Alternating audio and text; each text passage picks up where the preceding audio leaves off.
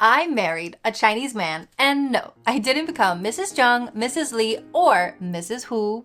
Wait, who are you talking about? You, Mr. Hu. In China, women actually don't take their husband's last name after marriage, which blew my mind. Because in the West, even though it's not legally required, the majority of women do take their husband's last name after marriage.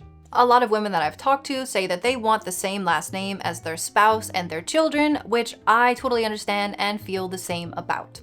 Due to this, when I was younger, I would always dream about how my name sounded with boys' last names that I like. For instance, Mrs. Brown, Mrs. Smith, or Mrs. whoever he is. Okay, I'm done with the puns now. I was excited and willing to take my husband's last name, especially because it matches the Saints' iconic Who Dat song. So you can imagine my shock when I asked my husband if he wanted me to take his last name, and he was confused. In the States, when you get married and you change your last name, all of your documents have to change. It is such a headache. Which is why my grandma always advised me, as my lawyer, to keep my name the same. Well, I guess I listened to you in the end, Grandma.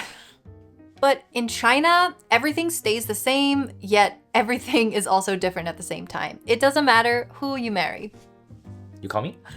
I told him I would stop with the puns.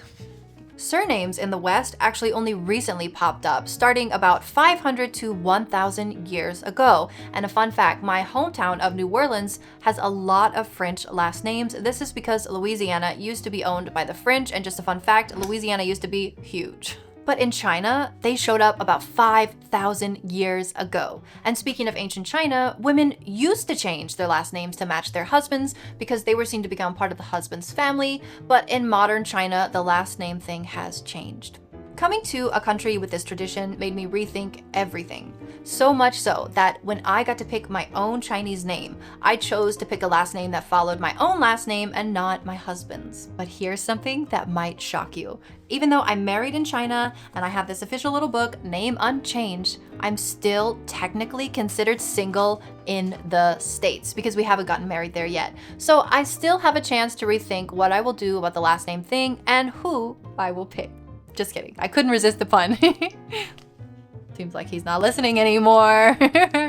Cross-cultural marriages are wild, and every day feels like an adventure learning a new culture.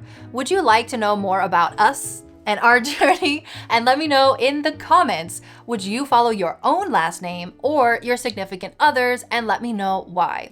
Who fam out?